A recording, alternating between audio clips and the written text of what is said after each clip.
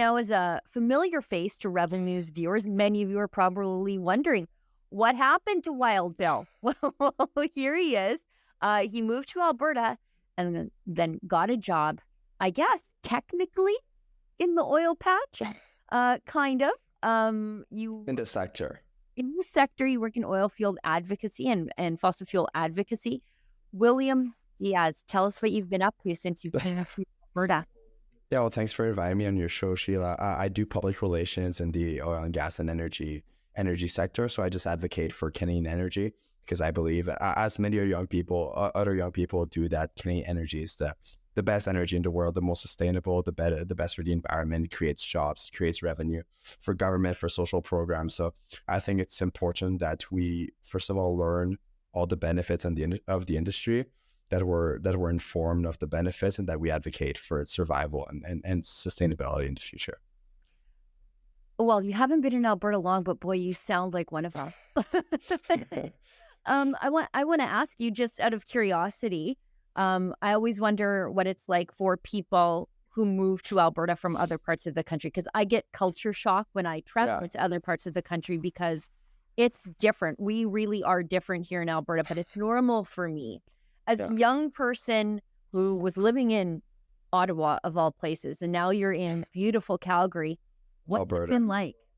Yeah, well, I see Alberta as a land of opportunity. As long as you're entrepreneurial, you're willing to work hard and do good for the province and for the country, you'll be able to do it too, and to get whatever you want. So I really see Alberta as a good, strong place, and I think the province has a lot to offer in the future. Do you notice the people are a little different? Like, that's for me. When I travel outside of the province, I'm like, yeah. But when I come home, I feel like it's like freedom is part of our DNA here in Alberta, even when you're just new here. Yeah. The people are different. When we call ourselves ungovernable, we aren't joking. Yeah. No, the people of the province of Alberta are awesome. I think they're really the ones that make the province great.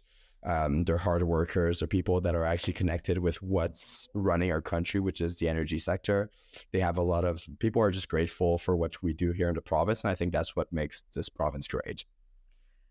Now, the reason I wanted to have you on the show is because, well, first of all, I ran into you the other day at a documentary screening in Calgary, and then I realized, you know what? Charlie Angus, lifer NDP MP, would love to put a young man like you in jail. Because the NDP have proposed a new law it's called Bill C-372, an act respecting fossil fuel advertising. What interesting language there.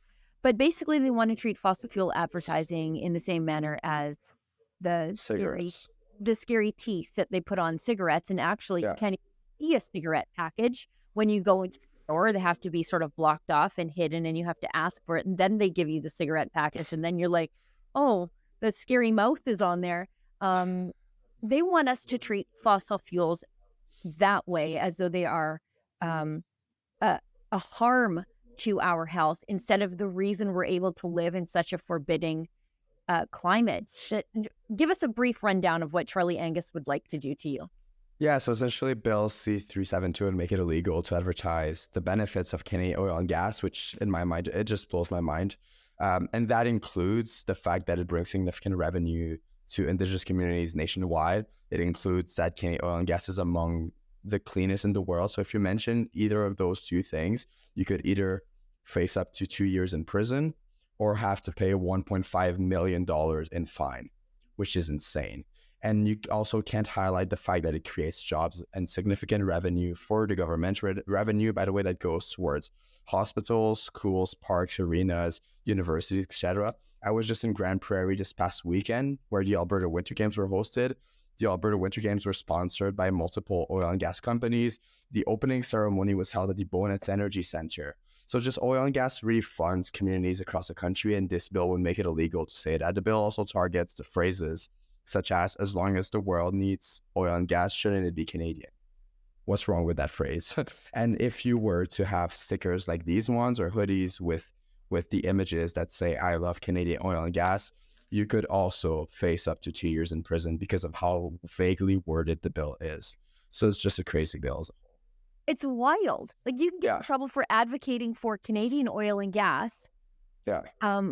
While we import conflict oil constantly to the east of the country. Like, you can't say, wouldn't it be great if the people in the east were on Alberta oil as opposed to Algerian, Nigerian, Iraq? You can't, under this law, this vaguely worded law, you couldn't say that, or you could face up to 2 years in jail or multi-million dollars in fines. It's so bizarre. And it's demonization of the truth, right? Like, it's... Oh, it absolutely is. Demonization of reality. And I'm so glad you pointed out, which I don't think people in the rest of the country realize, but it is completely normal on the prairies for your local hockey rink, or your local sports team, or your local rec center to be sponsored by an oil and gas company. Like, all of Bonnyville, Alberta, Cold Lake, Alberta, it's completely sponsored by an oil and gas company. Almost all the infrastructure is built in partnership with oil and gas money. In a lot of places, it's what keeps these small towns alive. And leave it to somebody from the east, no offense, like Charlie Angus, to not know that. So you can even thank Cenovus for subsidizing your hockey rink under this law. Yeah, or any of the other oil and gas companies. And it's important to point out, between 2022 and 2023, our oil and gas sector generated $112 billion in government money through royalties and taxes. That's money that went to hospitals. That's money that went to funding schools, parks, roads, and everything that makes our community thrive. So it's hilarious that Charlie Angus wants to make advertisement of our great energy sector illegal in Canada. Now, Charlie Angus has painted himself as an advocate of Indigenous people in the past, but he would criminalize, under his own bill, Indigenous people who speak about fossil fuel energy as a way out of generational poverty. Do you think he's given that some thought, or he just doesn't even care? I mean, there's a lot of important Indigenous voices that spoke out against Bill C-372. Chris Sankey is one of them, Stephen Buffalo as well, Karen Ogan as well. They all spoke out against the bill because the oil and gas sector brings important revenue to Indigenous communities across the nation, especially remote Indigenous communities. I believe the IRN stated that the average salary of an Indigenous person employed in the oil and gas sector is about $150,000 per year. The average salary of an Indigenous person employed in any other sector is $50,000 per year. That's $100,000 more an average per person employed in the oil and gas sector for Indigenous communities. So it brings significant revenue. It brings prosperity. Indigenous ownership in energy sector brings revenue to those communities and makes them thrive. Yeah, in the oil and gas sector, if I had to pick a sector that I would describe as Indigenous, I would pick the oil and gas sector, because many of these projects are where Indigenous people live. Fort McMurray, for example, places in Saskatchewan. These are places close to Indigenous communities where Indigenous young people can get a job in their own community. They don't have to leave their community and their culture to make a good living.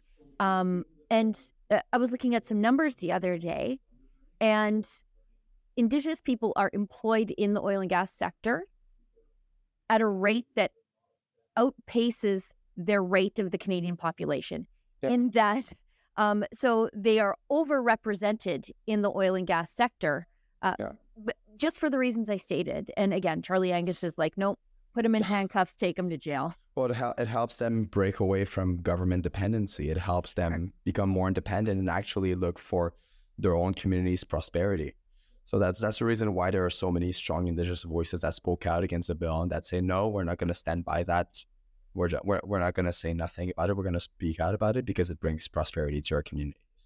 Now, this is an NDP bill, so I'm not sure it will pass the House, but you never know with how crazy the Liberals have been. I mean, we just heard the Environment Minister say no more roads. So I don't know. You never really know because the Liberals are just as radical as the NDP on these issues, at least in their legislation, but not in their behavior. Yeah. It worries me. Well, we'll see what happens. I doubt it's going to pass. But I think just as Canadians, we should be proud of our oil and gas sector. We should be proud of our energy sector. The oil and gas sector alone contributes to 7% of our GDP for the country. It creates jobs for 500,000 Canadians, and that's not including the families that are supported by those 500,000 Canadians, and creates opportunities for Indigenous communities and young Canadians as well for the futures, and funds schools.